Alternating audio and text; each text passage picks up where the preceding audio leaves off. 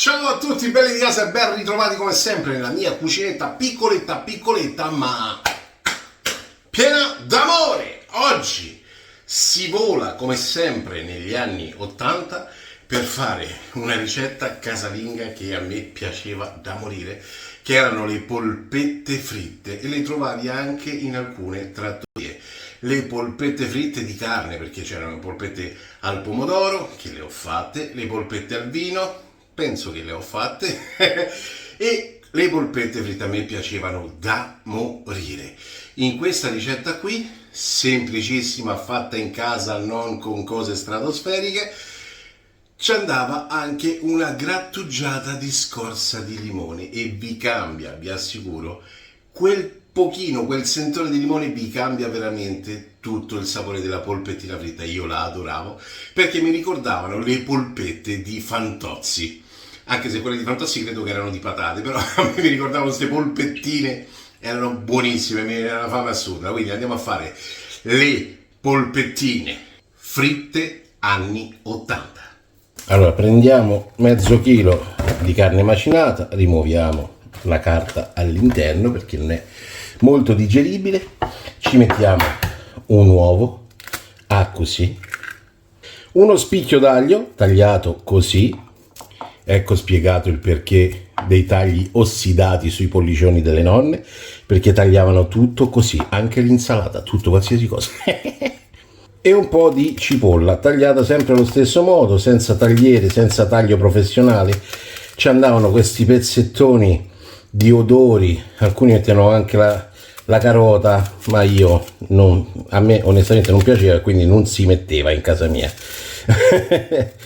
Eccolo qua, tagliato un bel po' di cipolla così, poi questa si scioglie nella cottura, state tranquilli, vi dà un sapore incredibile. Mettiamo il pepe, il sale, mi raccomando mettetelo, altrimenti la polpettina vi si scazza.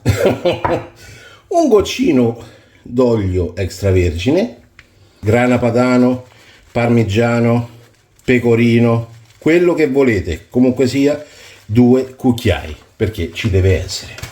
Pane ammollato nell'acqua, non nel latte, perché comunque non c'erano tanti soldi, almeno in casa mia. Qui sembra che tutti eravate ricchi negli anni 80, mi scrivono tante persone che eravamo un popolo ricco. A casa mia no, eravamo poveri, eppure tutta la strada, perché pure i vicini di casa non c'erano una lira.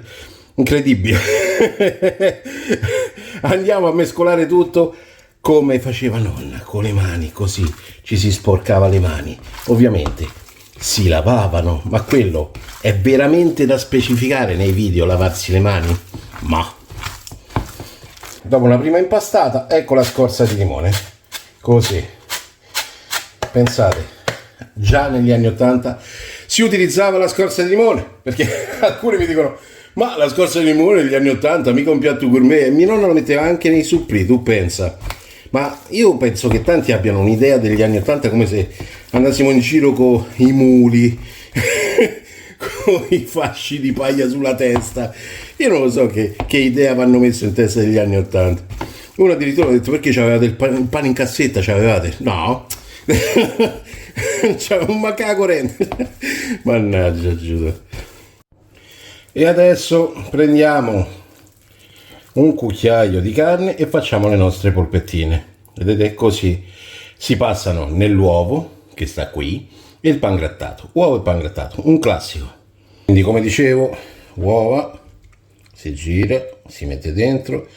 Non vi preoccupate se vengono un po' storte, perché poi questi durante la panatura li potete riaggiustare tranquillamente. Con queste dosi qui ci vengono all'incirca 15 polpettine fritte. Poi dipende dalla grandezza che le fate, e ovviamente se ne fate più grandi si dimezzerà la quantità. Se volete una panatura più croccante basterà ripassarlo nell'uovo e ancora pangrattato. Però io le faccio alla maniera anni 80 e la doppia panatura onestamente a casa mia non si è mai fatta.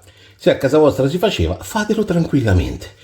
Eccola qui, guardate che bella. E adesso facciamo tutte le altre. Piccolo aneddoto prima di continuare con la frittura delle polpettine. C'è un profumo già dal limone, mi piace tantissimo. Vi ricordate voi le sorprese del Mulino Bianco? Le merendine del Mulino Bianco avevano dei punti dietro all'incarto che tu ritagliavi, li mettevi sopra una scheda, spedivi la scheda e ti arrivava il regalo dietro. Mamma mia, quanti ricordi! Io stavo in fissa per quei pacchetti che sembravano il pacchetto dei fiammiferi, no? Dei prosperi. Che tu aprivi dentro e dentro c'erano dei pupazzetti del Mulino Bianco, dei personaggi del Mulino Bianco, altrimenti c'era la tazza col piatto per fare colazione del Mulino Bianco, ma quella che andava più a ruba, in voga, quella più richiesta era la sveglia del Mulino Bianco, e alcuni ce l'hanno ancora oggi e funziona. Che bei ricordi! E a voi quale piaceva di sorpresa? Ve la ricordate soprattutto questa cosa? Come si fa a capire se l'olio è a temperatura? Metodo anni 80, già qualche granello mi è caduto. Pane grattugiato si metteva dentro, se friggeva subito, se soffriggeva, allora l'olio era pronto. In base a quello che si metteva dentro poi si alzava e si abbassava la fiamma, insomma era tutta esperienza, perché comunque una nonna e una mamma cucinavano dall'età di 10-12 anni e quindi arrivate ad essere nonne e mamme, insomma, non c'avevano bisogno del termometro per vedere i 160 gradi, che è la temperatura quella che ci serve esattamente per ottenere un risultato ottimale. Noi però, almeno io, vado così, col pane grattugiato, quando inizio a fare le bollicine, allora secondo me è pronta e quindi immergo. Se vedete che frigge troppo velocemente, troppo in maniera aggressiva, allora dovete abbassare la fiamma. Aspettiamo un attimino perché all'inizio è normale che faccia tutte queste bolle, se ovviamente poi l'olio sale troppo si abbasserà un po' la fiamma. 160 gradi ci servono per ottenere la cottura interna della polpetta, altrimenti troppo aggressiva a 200 gradi, 180 gradi verrebbe cotto sì fuori ma dentro al sangue, che a me piace, quindi dipende da voi, la volete ben cotta o al sangue. Ovviamente questo discorso vale per chi non usa la friggitrice e sta usando un pentolino come me. Andate sotto e giratele perché la parte della base del pentolino è sempre più calda e quindi per avere una cottura uniforme è meglio girarla. Per quanto riguarda i tempi di cottura, dai 3 ai 4 minuti, vedete voi il colore deve essere un bel nocciola, ok? Non deve essere leggermente dorato. Qui stiamo parlando di carne, non stiamo facendo dei supplì già cotti o delle crocchette di patate già cotte, ma parliamo di carne. Ripeto, se utilizzate una carne buona lo potete fare anche al sangue. Io fortunatamente utilizzo carne buona e quindi questi problemi non ne ho, però state attenti. Ed eccoci qui, 4 minuti passati e questo è il risultato secondo me ottimale. Faccio asciugare bene il più possibile sul cucchiaio bucato e poi vado in carta assorbente e passo a tutti gli altri. Allora, cuccioli impolpettati, guardate qua che robetta, guardate che bel colore, bella frittura asciutta e c'è un profumo di carne e limone nell'aria e non vedo l'ora di andarli a mangiare, per forza. Allora, cuccioli, questo è un sapore assurdo, profumano di casa e poi mamma mia, guardate che bello succoso all'interno, lo vedete? Lo vedete? È super succoso, buonissimo. Mamma mia, che bello.